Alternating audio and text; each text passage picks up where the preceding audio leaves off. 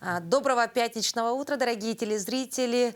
7:00, Якутия-24, утро Якутии. Павел Танин, Дарьян Кехова. Встречаем вас, как всегда, на телеканале Якутия-24. Всегда с хорошим настроением, всегда с последними новостями, с интересными сюжетами, ну и, конечно, с очень интересными гостями. Так все и будет, прям вообще нигде не обманываем, поэтому оставайтесь с нами, и день ваш задаться. Сегодня это очень важно, чтобы он у вас прошел хорошо, потому что день недели пятница, надо все дела подтянуть. Ну а так, если уж совсем интересно, на календаре 19 декабря, и мы, конечно же, начинаем на этой вот такой ноте. Хотелось бы напомнить, что наш эфир, он прямой эфир, поэтому все смотрим прям в моменте. Ну а если вдруг захотите что-то вновь пересмотреть, возможно, посмотреть там имя нашего героя, да, или какой-то сюжет переслать своим близким, пожалуйста, заходите на наш телеграм-канал, сканируйте QR-код прямо сейчас. Все есть там, все дублируется там, и что-то новое тоже появляется в течение дня на нашем телеграм-канале. Да, QR-код сканируйте прямо сейчас, потому что потом может и не появится уже. Может, это единственный шанс сейчас отсканировать. Поэтому телефончики в руки и сканируем. Конечно, в пятницу просыпаться все сложнее и сложнее, хотя многие, наоборот, просыпаются чуть раньше, потому что в предвкушении выходных так кажется, что день пройдет незаметно. Но все же для тех, кто, возможно, еще пока не запустил свой организм и свою мозговую деятельность, да, давайте начнем с простой, но достаточно хорошей, позитивной новости, да, и это у нас про интересную бабушку, уникальную бабушку. Уникальную, да. Почему уникальную? Потому что сейчас узнаете. Мы вот начнем с вопроса. Вот знали ли вы, вот, что крутой геймер, а геймер — это тот, кто играет в компьютерные игры, это не обязательно тинейджер за компьютером или приставкой. Порой это может быть вот как раз-таки бабушка. Прямо как 77-летняя россиянка Ольга Ивановна, которая стала лауреатом международной игровой премии. Она получила награду в категории «Лучший игровой момент года» за невероятный эпизод в Counter-Strike 2, где она подряд вывела из игры 5 соперников. Во время онлайн-церемонии зрители в чате не скупились на поздравления и восторженные комментарии. А началось все несколько лет назад с помощью внука. Сейчас же Ольга не просто игрок, но и популярный стример с большой и очень теплой аудиторией. Ее история доказывает, для увлечения, новых друзей и даже мирового признания возраст точно не преграда.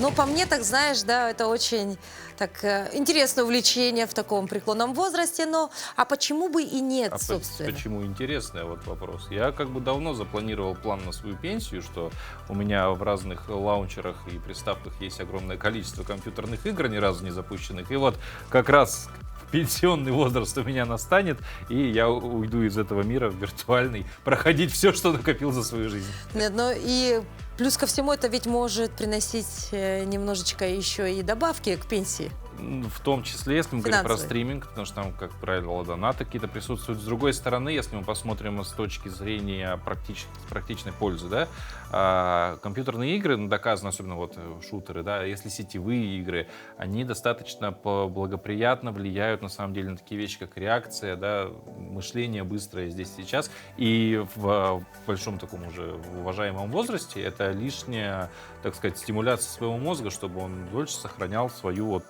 тонус, да, и работал качественно.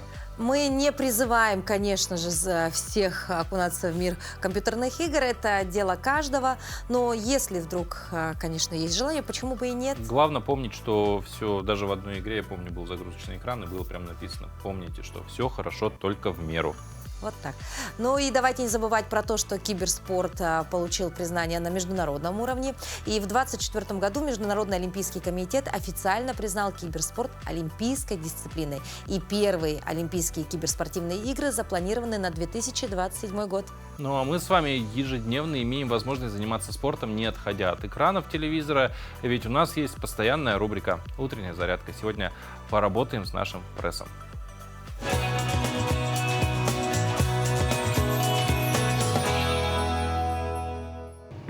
Всем доброе утро! Меня зовут Виктория, я фитнес-тренер. И сегодня мы с вами начнем утро с проработки нашего плоского животика и красивой талии. Первое упражнение, исходное положение, мы встаем на четвереньки. Ножки ставим шире плеч, животик хорошо втянут. Пресс напряжен. Левую руку вытягиваем вперед, правую ножку назад. Делаем вдох. Максимально на выдохе втягиваем живот, округляем нашу спинку и вытянулись. Вдох, выдох, вдох, выдох, вдох, выдох, вдох, выдох, вдох, выдох. 15 повторений на одну сторону и 15 повторений на вторую сторону. Выдох, вдох, выдох, вдох, выдох, вдох. Выполняем 15 повторений на каждую сторону по 3 подхода. Следующее упражнение выполняем лежа на спине. Ложимся на спинку, коленки сгибаем. Стопы приводим максимально близко к ягодицам. Делаем вдох, на выдохе в живот втягиваем, поднимаем голову, грудной отдел, руки вывели в сторону и на выдохе выполняем максимальное скручивание. Ладошка должна вытянуться дальше нашей стопы.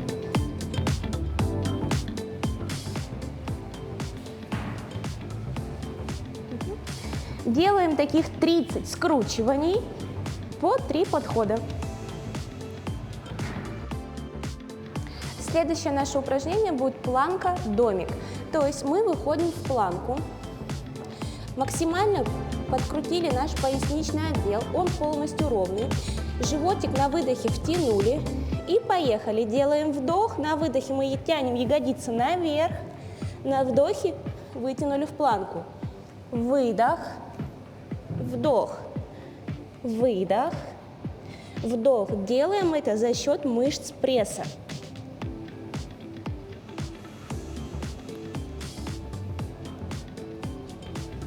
Выполняем таких 15 повторений по 3 подхода. Следующее наше упражнение будет складочка. Мы садимся на ягодички. Более легкий вариант можно сделать опору руками. Коленочки подтягиваем к груди, спинку округлили, сделали вдох. На выдохе мы вытянулись. Выдох, вдох, выдох, вдох. 15 повторений по 3 подхода. Более сложный вариант, когда мы руки выводим сбоку от корпуса. Выдох, вдох, выдох, вдох.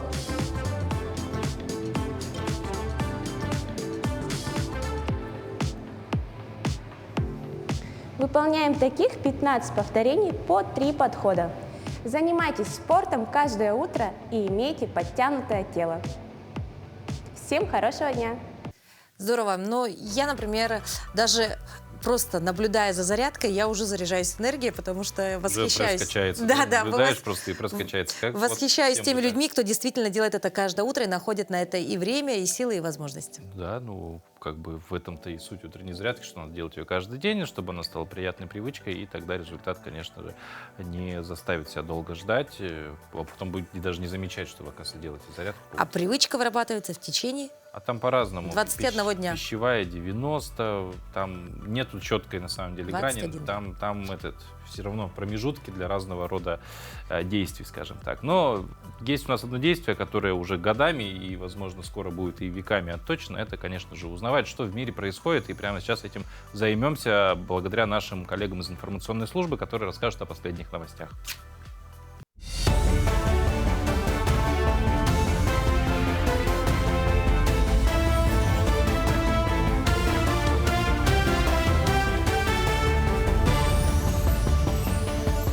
Доброе утро, Якутия. Далее блок новостей. Сегодня президент России проведет традиционную предновогоднюю программу «Итоги года» с Владимиром Путиным. В прямом эфире он ответит на вопросы россиян. Это событие объединит 2 формата – большую пресс-конференцию и прямую линию с гражданами. Вопросы главе государства можно будет присылать до самого конца эфира, хотя в тексте не указаны конкретные способы. Обычно это делается через специальный сайт, приложение или по телефону. Темы для вопросов традиционно охватывают широкий круг от внутренней и внешней политики до социально-экономического положения страны. Можно задать как личный вопрос, так и глобальный. Что вы делаете? Федеральная служба по труду и занятости планирует активизировать свою работу по информированию компаний и сотрудников, где есть угроза сокращения штата или перехода на неполный рабочий день. Об этом сообщил глава Роструда. Депутат ранее обратил внимание на частые сообщения в СМИ о возможных сокращениях на крупных предприятиях, которые порой не соответствуют действительности, но вызывают тревогу среди людей. Он попросил Роструд усилить разъяснительную работу, чтобы поддержать граждан и предотвратить конфликты. В Якутске прошло пленарное заседание 3-го съезда депутатов муниципальных образований с участием главы Якутии Айсена Николаева и председателя Илтумен Алексея Ремеева. Особое внимание уделено проекту нового республиканского закона о местном самоуправлении. В центре обсуждений новые правила избрания глав районов, а также распределение полномочий между органами власти разных уровней.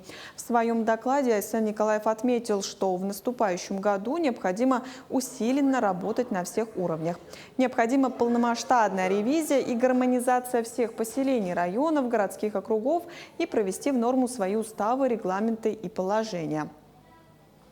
После пленарного заседания мы должны уже встретиться по Арктике. Вот кто сюда приехал, вот сейчас уже будем организовывать уже мероприятие совместное, где мы будем ставить задачи, вопросы, которые нам нужно будет решать уже на сегодняшний день. Вот один из таких задач у нас будет в марте месяце, у нас будет большой съезд уже образовательных учреждений. Там же будут и депутаты из районных администраций арктических районов. Поэтому мы ожидаем от сегодняшнего дня также плодотворной работы и надеемся на хорошее будущее. В Якутии есть уникальный феномен. Это социальный проект КНДК. За несколько лет он превратился из локальной легенды в мощный бренд, известный далеко за пределами Якутии. Это целая экосистема от анимации и музыки до полетов в космос. Но сердцем этого живого проекта стало его самое человеческое и вдохновляющее направление – детская академия этноакробатической хореографии КНДК. В этом году Академии исполняется 5 лет. Это не просто танцевальная студия, а целый мир, где через искусство движения, спорт и глубокое погружение в культуру сотни детей обретают не только чемпионские титулы, но и свою этнокультурную идентичность. И сегодня у нас в гостях человек, который стоит у руля этой замечательной академии. Это ее директор, отличник культуры и образования Республики Саха-Якутия Лена Илахова. Доброе утро. Доброе утро. Доброе утро. Ну, как мы понимаем, сегодня как раз-таки пятилетие, Да, с чем мы вас и поздравляем. Это первый юбилейный рубеж. Тем не менее, расскажите немножко, да, вот вообще о создании Академии, ее история, вот что за 5 лет пройдено. Да и почему вдруг название такое Академия? Доброе утро. Сегодня у нас юбилей. Мы приглашаем вас на наш праздник. У нас сегодня пройдет в Центре культуры Гагарина с 3 и 16 часов. Будет большой праздник детский. Мы очень долго готовились, очень волнуемся. Родители, дети, все в ожидании этого праздника. Будет много сюрпризов, отличных номеров. Исполнение, да? Да. Но вот если говорить все-таки об истории создания коллектива, да, с чего все начиналось и кому пришла идея? Ну, я сама хореограф, работаю больше 30 лет, и меня всегда интересовали вот такие акробатические танцы, они потому что исполняются именно детьми, которые подготовленные, имеют физическую подготовку, и всегда меня интересует, почему якутские дети не могут так танцевать. Здравствуйте, уважаемые космонавты нашей страны. Поэтому вот такая пришла идея открыть такой ансамбль сначала у нас был. И мы увидели в Ютубе вот театр танца Галатея, Ростов-на-Дону. Такие шикарные дети. И я позвонила им, мы сразу полетели туда, начали учиться. И вот у нас в течение 5 лет мы развиваем акробатический танец. Он у нас в Якутии первый такой ансамбль, который танцует акробатические танцы. Да, мы вот это видим... очень сложные трюки. Это прямо в воздухе они делают солнышко без рук, да. Это требует большого развития физического. У нас особая методика, где дети занимаются почти что спортом у нас. Спорт То и есть танец. и танец, да. Это танец. Такой- А сколько сегодня детей вообще вовлечено в жизнь Академии? У нас 17 групп, почти 400 детей у нас сейчас. Ой, достаточно много, да? Да. И, конечно, помимо этих 400 детей, еще огромная команда родителей, да? Да, огромная команда. Огромная команда родителей. родителей, да? Ну а вообще, как вы думаете, в чем успех вашего коллектива, да? Почему так охотно дети идут именно в Кандыкан, да? И вообще, с чем это связано? Ну, наш ансамбль уникален тем, что он очень много ездит. Почти каждый месяц наши группы выезжают в разные страны. В этом году мы были в Японии, в Таиланде, в Дубае, Филиппины и так далее. Очень много мы ездим, поэтому мы очень быстро развиваемся. Детям очень нравится ездить. Путешествовать, Путешествовать. гастролировать, да? И этим мы показываем, например, свой народ. Ну, успех учеников — это же в том числе и отражение работы наставников. Вот расскажите о команде преподавателей. Да.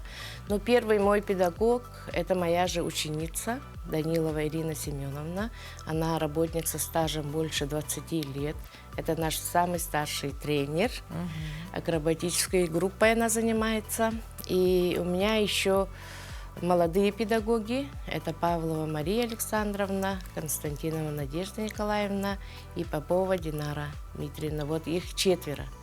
Помимо этого есть, конечно, у нас администраторы, бухгалтеры. Короче, у нас большая команда. Ну, помимо спортивного результата, для вас ведь не менее важно, как вы уже сказали, и культура народа, да? Как мы называем это, код, определенный Да, код, да? да. Вот как проводится работа с ребятишками в этом направлении, да? И действительно, ценят ли они то, что принадлежат такому уникальному роду, как народ Саха? Да. Сначала у нас был акробатический, потом все равно, когда мы ездим в разные страны, нам надо показывать свою культуру. Поэтому мы открыли танцевальные народные отделения. И вот именно Кандыкан, название мы получили после нашего спектакля. Мы поставили спектакль, и наша поддержка, наша самая большая, как говорится, культурная, наш ангел – это Илан Кандыкан, основатель Кандыкана. Вот она нас курирует всегда и везде, прямо даже наша куколка, наша Кандыкан даже улетела в космос. Да. Да. До такой степени у нас вот работа ведется интенсивная, и у нас не только танцы, и выставки, и там очень много всего проходит. Ну, поэтому дети действительно, и помимо того, что физическая активность у них присутствует, они изучают культуру, да, да. и даже вот эта маленькая куколка, эта Да, история, символ да, прямо. они же сопричастны к этому, да, и думают, что ничего себе, с помощью нас эта маленькая куколка побывала в Полетела космосе. в космосе. Да. Да. Но вот если говорить за 5-летний этот рубеж, как, может быть, за это время изменился уровень подготовки воспитанников? Ну, у нас есть дети с разрядами, и уровень у нас, конечно, очень хороший. И даже есть у нас выпускницы, которые чемпионы дети Азии, и разные. Они идут и на бег идут, и на стрельбу идут, потому что они уже физически подготовлены. Крепкие, да? Да, крепкие. Ну, на любой день рождения обычно принято мечтать, да, строить планы на следующую пятилетку, да. Вот каким вы видите, какой вы видите Академию Кандыкан через 5 лет? Но через 5 лет, вот и слово есть академия. Мы хотим свою школу. Это, конечно, мечта. У нас сейчас даже зала нету. И хотелось бы зал большой, и поддержку, конечно, потому что мы показали свою работу, думаю, за 5 лет. Вот как раз про работу за 5 лет.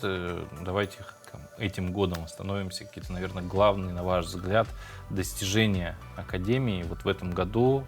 Может быть, это какие-то награды где-то, да, что-то, или, может быть, там больше материально-технические какие-то достижения произошли. Ну, у нас наши дети, они чемпионы Дальнего Востока. В прошлом году мы ездили, и прямо наши дети с пьедестала Не сходили. не сходили. Это наше большое достижение. И даже когда вот в первые годы мы работали, сразу 2-е место мы заняли. Москва, Якутск, Санкт-Петербург. Прямо вот была гордость тогда. И наши дети постоянно занимают призовые места, всегда побеждают, всегда приезжают с кубками, с медалями. Они Уже, наверное, очень... просто счету нет, да? Да, Много. вот сегодня увидят их, они прямо будут все выходить вот с такими медалями, все у них прям по 30 штук, наверное, на груди будет. Ну что, мы благодарим вас за то, что посетили наш утренний эфир. Желаем, конечно, Кандыкан процветания, пускай Академия расцветает, появляется все больше и больше воспитанников, ну и, конечно, состав педагогов тоже увеличивается. Ну и, конечно, здоровья всем. Спасибо большое. Ну а каждый день в мире отмечается какой-нибудь праздник, пусть не всегда официальный и известный, но важен он для некоторых людей. Так, например, сегодня, 19 декабря, также отмечается День морозных узоров. Морозные узоры на оконных стеклах — это, по сути, то же самое, что иней, который образуется на земле и на ветвях деревьев. А еще их можно сделать своими руками. Делается эта ледяная красота достаточно несложно.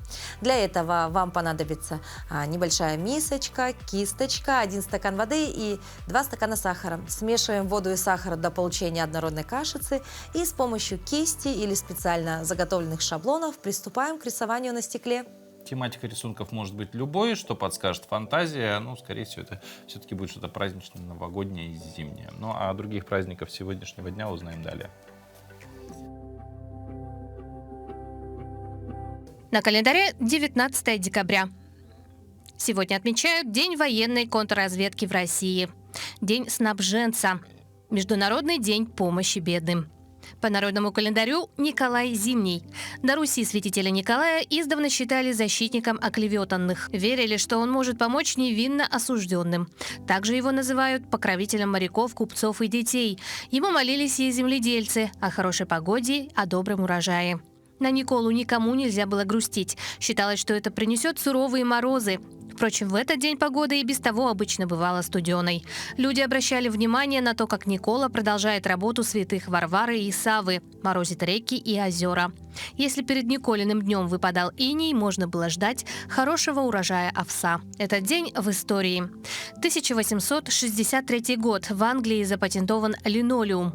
В 1939 году в СССР принят на вооружение советский средний танк Т-34.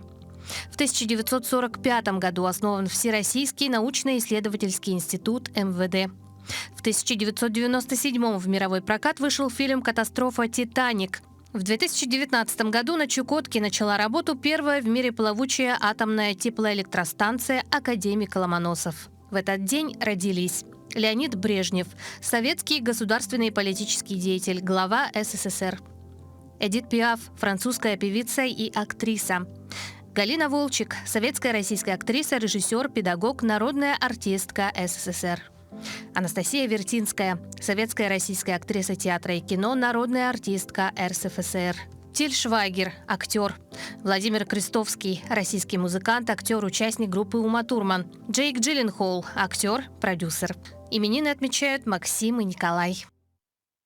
Ну, а мы рады перейти к нашему адвент-календарю. Ежедневно мы открываем такие импровизированные окошечки нашего календаря для того, чтобы поговорить на новогоднюю тематику. Полезные советы, лайфхаки, интересные сюжеты от наших коллег. Ну, в общем, все это делается лишь для того, чтобы у нас и у вас уже максимально создавалась новогодняя атмосфера.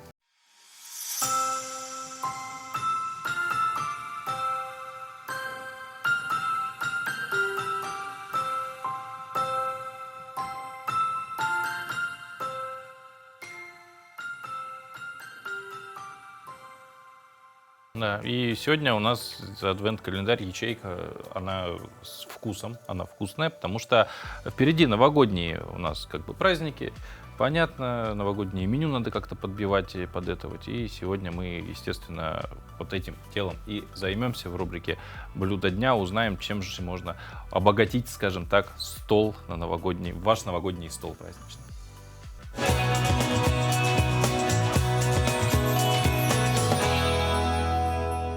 Итак, доброе утро. Меня зовут Наталья Старостина. И сегодня в рубрике «Блюдо дня» я расскажу вам сегодня о крафтовом сыре, который называется халуми. Это кипрский сыр для гриля. Готовится обязательно из фермерского молока, только фермерское молоко, скажем так, из-под коровы, да, которое отферментировалось и постояло 8 часов. После этого мы можем уже готовить халуми. Халуми, что за черные точечки? Это классическая форма его. Он солится и посыпается сухой мятой. Этот молодой сыр очень прост в приготовлении. Его всего лишь нужно обжарить на сухой, отлично прогретой сковороде до легкого румянца. Занимает это всего лишь один кусочек, минутку-полторы всего лишь. Это очень быстро все готовится.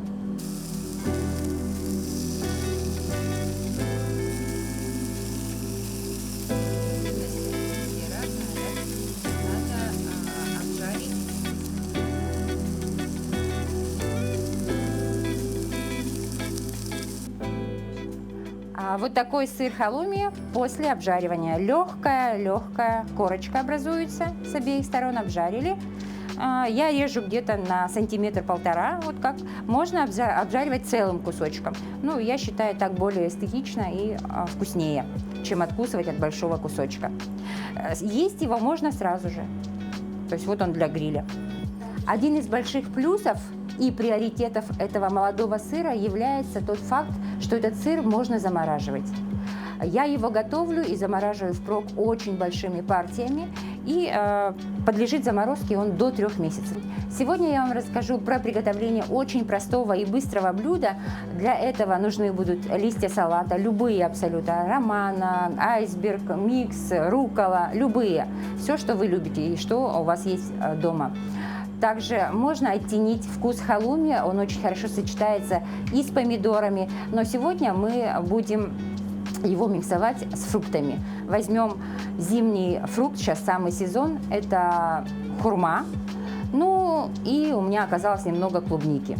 Все заправляем любыми соусами, которые вы любите. Чем хорош халуми, его можно употреблять с различными соусами. Это может быть просто бальзамический соус густой, это может быть смесь бальзамического соуса, уксуса, соевого молока и оливкового, либо растительного масла. Это может быть просто пахучее, нерафинированное растительное масло. Все, что вам нравится. Либо смесь, например, медово-горчичная. Итак, вот такой оригинальный, вкусный и красивый, яркий, сочный салат у нас сегодня получился. Главным, конечно, ингредиентом у нас является сыр халуми, который всегда можно приобрести у нас в городе. И, пожалуйста, есть его на здоровье. Всем приятного аппетита!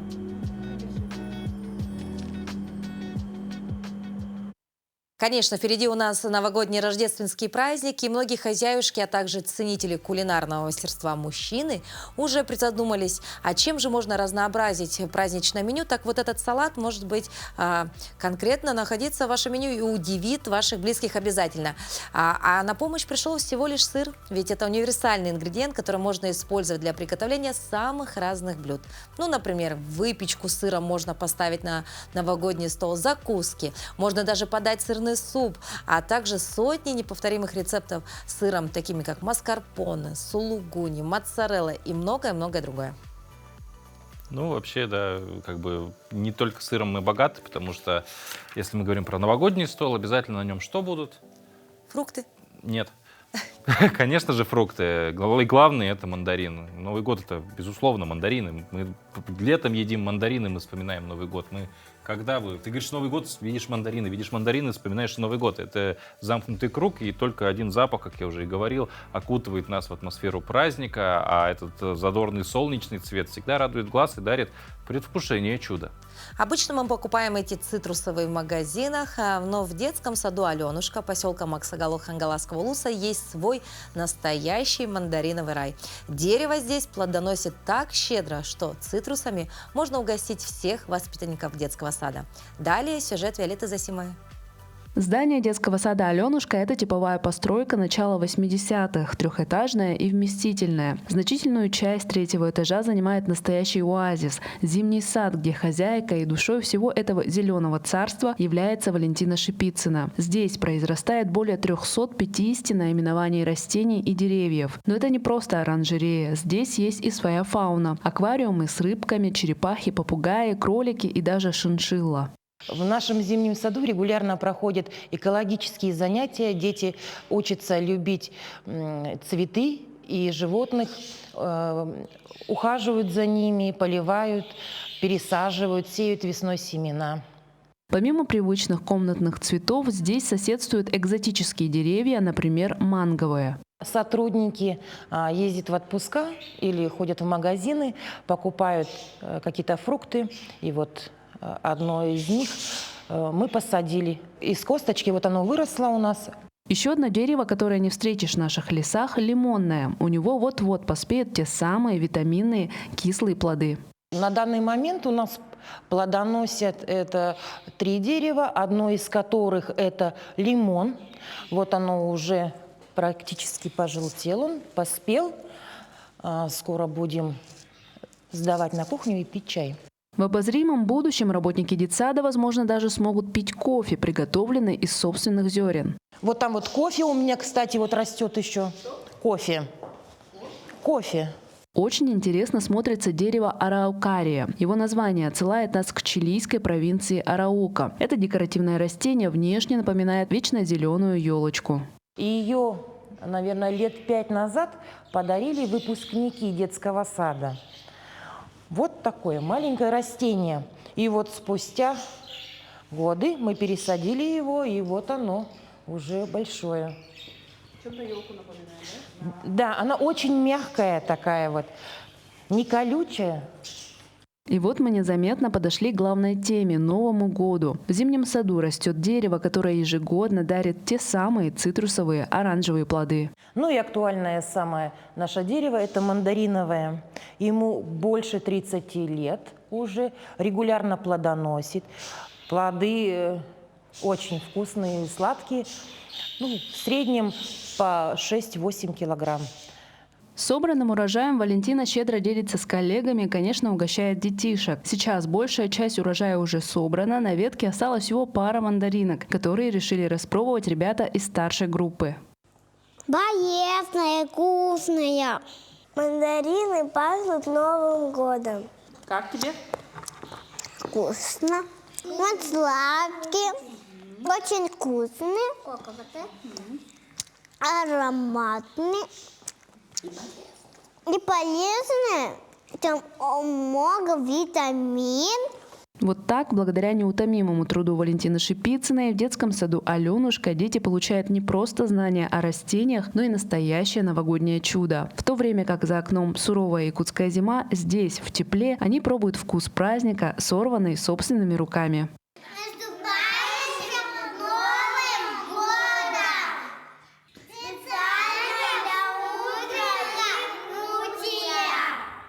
Элета Засимова, Хангаласский улус.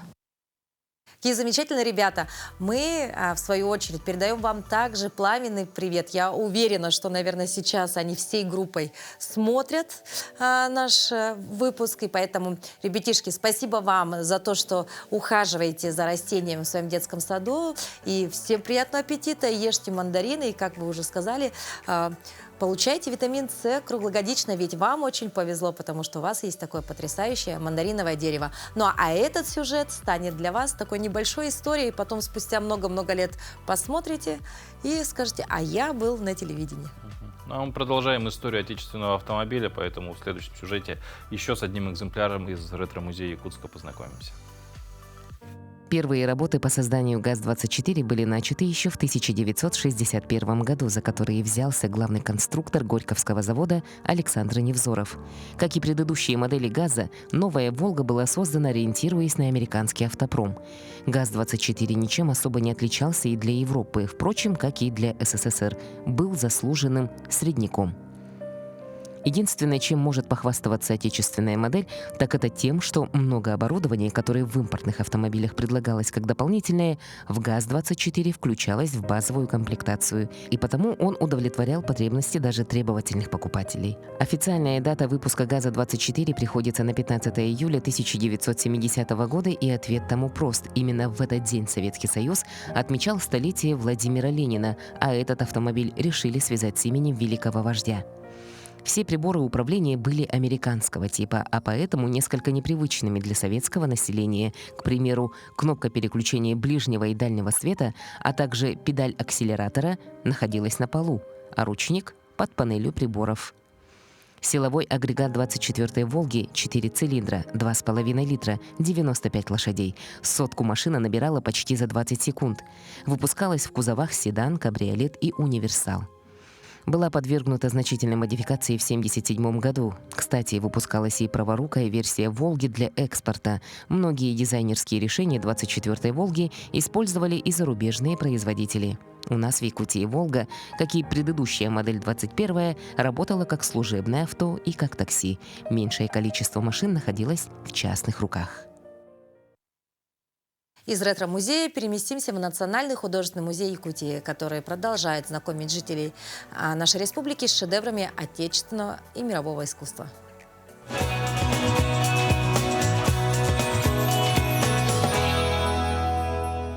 В Национальном художественном музее продолжается уникальная выставка из Государственного музея Льва Николаевича Толстого, город Москва.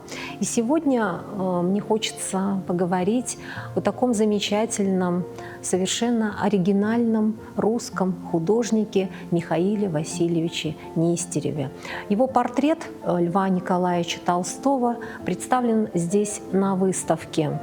Дело в том, что Михаил Нестерев вообще жил в такое сложное и интересное время, это конец XIX века, и он пережил лихолетие Великой революции, Гражданской войны, Первой мировой войны и стал очень известным русским портретистом, советским портретистом и закончил свою жизнь уже во время Великой Отечественной войны.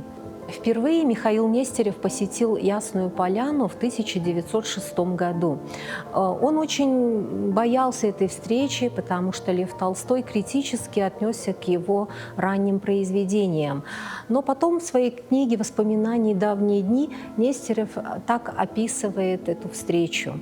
Он совершенно напрасно боялся. Его приняли очень тепло. И он описывает, что он чувствовал себя как дома в кругу Толстых, очень плодотворно общался и работал с великим писателем. Они много гуляли по лесу, играли в шахматы, общались. И Михаил Нестерев был полностью пленен и очарован Львом Николаевичем Толстым. На портрете он представляет его прогуливающимся по лесу. Ведь обычно художники, которые посещали Ясную Поляну, любили изображать писателя за работой, читающим книги, пишущим. И вот такая необычная постановка композиции в этом портрете в лесу. Но это давняя традиция Михаила Нестерева. Его великие монахи идут на фоне леса или плывут по реке. И ряд тонких березок или рябь волн на воде придают всей картине определенный ритм. В портрете Льва Толстого Михаил Нестерев показывает писателя странником. И действительно, если вспомнить монографии исследователя творчества Льва Толстого Павла Басинского, ведь он тоже его представляет вечным странником по жизни, который постоянно находился в поисках некой совершенной жизни. То он уезжает на Кавказ, на Чеченскую войну, то он уходит из Ясной Поляны в конце жизни. То есть он постоянный, вечный путник. Великий писатель погрузился в свои мысли. Он очень не любил позировать. И Михаил Нестеров вспоминает эпизод, что когда Лев Николаевич очень отвлекался, засматривался на воробьев или погружался в свои мысли, или отказывался позировать, он просил его друга Душана Маковицкого, врача, одеть такую же рубашку, как у Льва Толстого, встать в такую же позу, и в это время Михаил Нестеров успевал делать какие-то наброски. Вот так создавался великий портрет писателя. Паша, небольшая загадочка для тебя в это пятничное утро. Языка не имеет, а у кого побывает, тот очень много знает. Большая советская энциклопедия. Плюс-минус, да, это тоже печатное издание. Ну там скорее плюс, там видела объем какой. Да. Ну, еще какие варианты? Ну, печатное издание, книга какая-то. Ну, а если быть еще ближе, что мы делаем по пятницам обычно? Как? Все по-разному, там, кто что, как бы, не знаю. Читаем газет.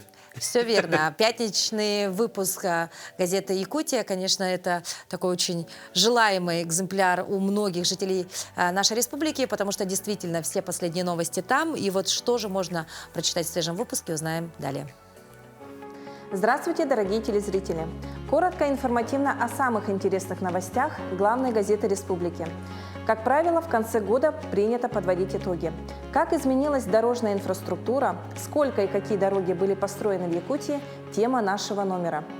1000 самых разнообразных костюмов, трехэтажные декорации, скрипка самого Гранта Григоряна, гейбир Сауруна Омалона, 50-летний бумажный зонт, привезенный Айей Яковлевой из Японии для постановки «Чио-Чио-сан».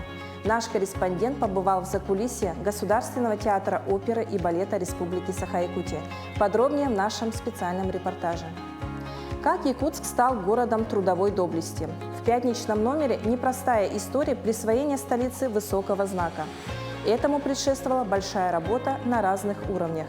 Интересные экспонаты, документы – об этом все можете увидеть в музее города Якутска на выставке «Якутск. Город трудовой области». А для тех, кто не сможет выбраться в музей в столь студеные дни, обзор в нашем пятничном номере. Мэр Якутска Евгений Григорьев традиционно провел итоговую пресс-конференцию. Самые интересные моменты и факты в материале нашего корреспондента.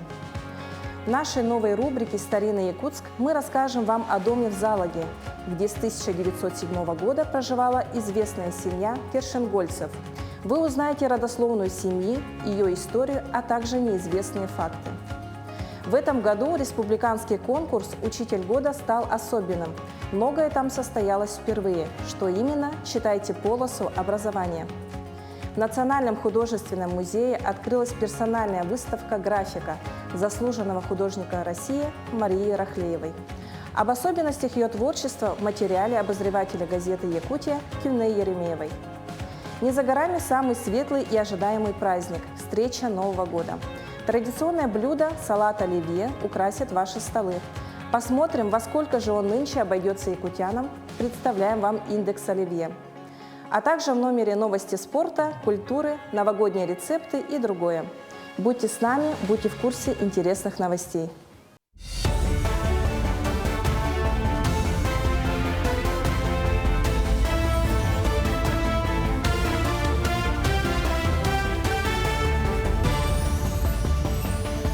Мы продолжаем говорить о самых заметных событиях этого утра. Санитарная авиация Якутии спасла почти 3000 человек с начала года, в том числе 389 детей. Об этом сообщает республиканский Минздрав. По данным Центра медицины катастроф, чаще всего эвакуация требовалась пациентам с болезнями сердца, а также пострадавшим от травм и отравлений. В числе нуждающихся в помощи также были беременные женщины и люди с заболеваниями пищеварения и дыхания.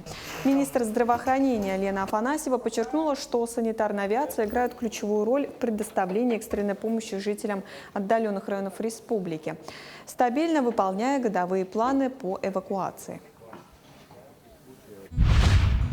Министерство природных ресурсов и экологии России подготовило приказ о продлении срока действия нескольких важных документов, касающихся охоты и сохранения охотничьих ресурсов. Соответствующий документ уже опубликован на портале проектов нормативных правовых актов.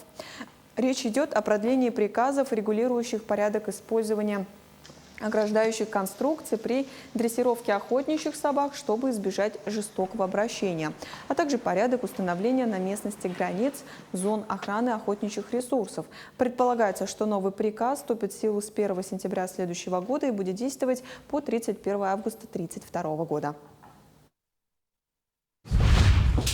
Хасен Николаев провел заседание Республиканской комиссии «Вместе к победе», где были подведены итоги этого года и намечены планы на следующий год. Он отметил, что Якутия продолжает активно поддерживать военнослужащих и их семьи. За прошедший год сотрудники опорных пунктов 885 раз выезжали в зону СВО, доставив сотни единиц техники, включая якутские снегоболотоходы, «Сокол» и мотоциклы «Тимир», а также более 7 тысяч именных посылок для бойцов. Особое внимание уделяется восстановительным работам в Донецкой Народной Республике, где Якутия полностью выполнила свои обязательства по восстановлению социальных объектов.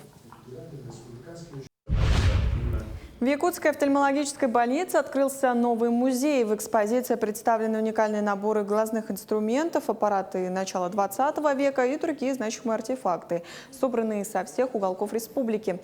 Особое внимание уделено научным трудам якутских врачей-окулистов. Открытие культурного пространства приурочено к 100-летию офтальмологии в Якутии. Музей доступен для всех пациентов в больнице, что позволяет им не только узнать о достижениях медицины, но и отдохнуть в специально оформленной зоне отдыха, стилизованной под якутский балаган. Здесь есть очень интересные и уникальные вещи. Это и набор линз еще царской империи, и линзы, которыми обследовали еще в начале 20 века пациентов в Якутии. И кроме этого есть и вещи, которые принадлежат тем людям, которые работали здесь в глазных отрядах в начале 20 века. Конечно, это большая история, и по ней можно наблюдать, как развивалась служба на протяжении целого века. Но и это, опять же, для наших будущих поколений определенная информация о том, как становилась служба, чем пользовались. Издательство «Аяр» запустило первое региональное мобильное приложение на национальном языке в России. Платформа «Лид Аяр» позволит якутянам читать и слушать книги на русском, якутском и даже на языках коренных народов Севера. Это произведения якутских литературных классиков, современных авторов, книги для детей и научные издания. Цифровой сервис содержит больше 600 электронных книг и около 50 аудиокниг. Содержание планируют постоянно обновлять и расширять. Мультиязычный контент приложения направлен на сохранение и популяризацию культурного наследия республики. Такими были новости к этому часу. До встречи в эфире. Ну а скоро у нас конец года, а это значит, что во многих компаниях начинается не только подведение итогов, но и горячая пора подготовки к главному событию – новогоднему корпоративу. Кто-то ждет его с нетерпением, кто-то относится скептически, а для руководителей это еще одна головная боль. Организовывать или нет, тратить бюджет или сэкономить, как удивить сотрудников и действительно сплотить команду. Сегодня во всех этих вопросах постараемся разобраться с нашим гостем у нас в студии Ангелина Степанова, управляющий директор агентства HR Partner. Доброе утро. Доброе утро. Ну, первый вопрос, да, главный для руководителя, наверное, стоит ли вообще в нынешних условиях тратиться, да, на корпоративные вот такие мероприятия, ну, в смысле, на новогодние празднования, да, или это все-таки уже излишняя роскошь все-таки, и в чем, наверное, главная ценность такого праздника? Ну, на сегодняшний день корпоратив — это уже не роскошь, это скорее управленческий инструмент. И в условиях высокой текучести, да, коллектива, например, высоких нагрузок, когда коллектив выгорел, то корпоратив является способом сохранить команду, также сохранить, усилить доверие, лояльность и в целом является вот таким вот инструментом для того, чтобы команда была более эффективной и так далее. То есть вы перед собой не ставите задачу устроить просто вечеринку, отдохнуть, да, вы используете вот этот вечер с точки зрения сплочения команды. Да, да, совершенно верно. То есть это не просто банкет, это способ вот как-то повлиять на команду, сохранить ее, потому что часто бывает так, что потеря сотрудника стоит дороже, чем организация всего корпоратива. Да, все верно, золотые слова. Да. Так, хорошо. Но если вы остались в практике, вот, допустим, раньше у нас были, да, во время пандемии онлайн-корпоративы, да, как вы относитесь к ним и экспериментировали вы с подобным вариантом проведения новогодних праздников? Очень интересный вопрос. На самом деле онлайн-корпоративы существуют, особенно когда команда работает частично удаленно. И это нормальная практика. Мы это все увидели, когда вот как раз-таки была пандемия. И поняли, что с этим тоже можно работать, с этим тоже можно жить. Да, такие случаи были. Тут есть большой плюс в том, что это, конечно же, экономит бюджет, да, но минус в том, что явка может быть не такая большая. То есть подключиться может, так как это все-таки добровольный формат, да, участия в корпоративе, то есть не все могут подключиться и участвовать в этих активностях. Ну, вот так, если взять в сравнении, все-таки что выигрывает лучше, вживую вот так собраться или вот провести? Ну, и с точки зрения именно сплочаемости, да, коллектива. Ну, берем за основу такое вакуумное состояние, когда все хотят поучаствовать. Конечно же, это вживую встречи, потому что живое общение не заменить уже ничем сейчас, да, и это более такой имеет сильный эффект. Ну вот у вас, наверное, корпоративы проходят как-то очень креативно, да, наверное, потому что все-таки ваши сотрудники это, наверное, молодые, да, ребята. И вот какие активности или форматы, да, программ вы считаете наиболее эффективными для того, чтобы вот команда на корпоративе была единым целым? На сегодняшний день существует много разных форматов, но, как показал опыт, наиболее эффективными форматами являются как раз-таки различные квесты, когда вот челленджи, да, совместные какие-то проекты и разные неформальные активности, где сотрудники раскрываются с другой стороны, и можно увидеть в нем совершенно другого человека. Да? Вот как раз-таки вот это вот живое общение, работа над общими задачами, это очень сильно сплачивает коллектив. Например, работа. Шутка. Ну, а теперь, да, вот обратная сторона. Главная ошибка, то есть чего лучше избегать, да, каких активностей, каких видов развлечений может быть в таких мероприятиях. И, возможно, даже эти ошибки часто совершаются. Есть такой момент, когда на этапе подготовки корпоратива ставится цель сделать как у всех или просто для галочки. То есть это уже является самой большой ошибкой.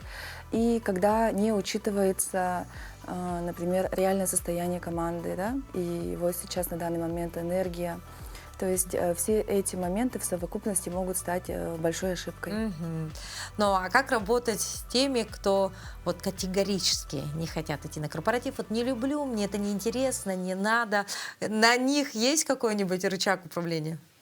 На самом деле скептики в коллективе, в каждом коллективе есть, и это нормально. Просто нужно научиться с ними общаться, да, коммуницировать. Ни в коем случае нельзя на них давить, как-то уговаривать.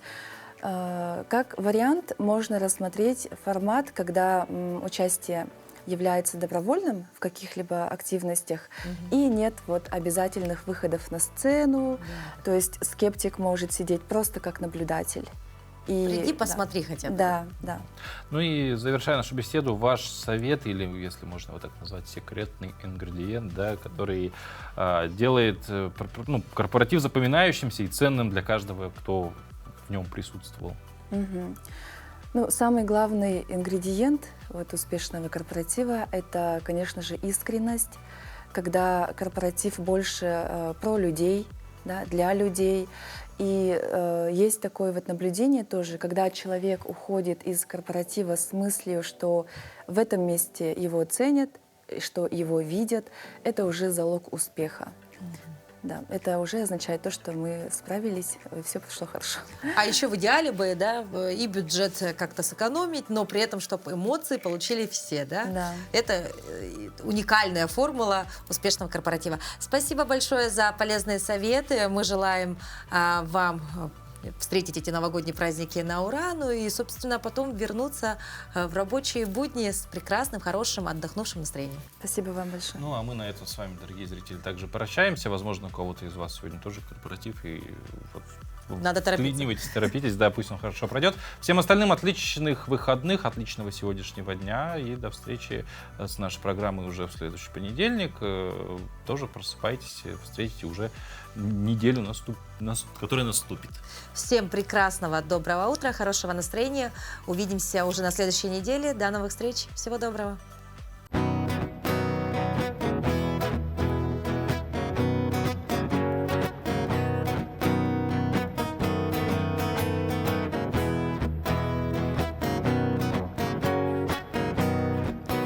Тихий ветер вдали, суета впереди, пешеходы в делах. Сзади наши следы, ночь меняется днем. У окна стоишь ты, первый снег, холода и безумные сны. Ты знаешь точно, что невозможно предугадать всему. А новые желания осуществить возможно в этом самом новом году. Снежный замысел дел, день подходит к концу. Килограммы желаний раздувают пыльцу.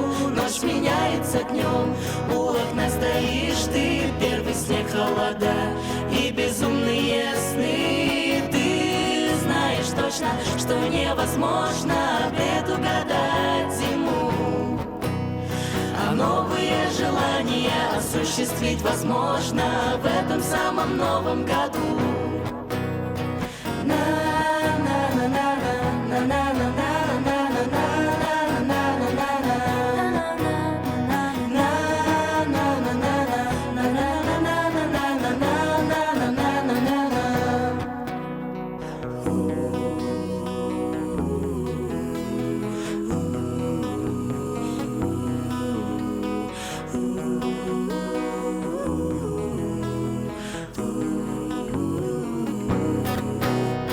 Сонная ночь, ожиданием полна, над центральной давно слышу я голоса. Ночь меняется днем, у окна стоишь ты, первый снег, холода и безумные сны. Ты знаешь точно, что невозможно предугадать зиму. А новые желания осуществить возможно в этом самом новом году.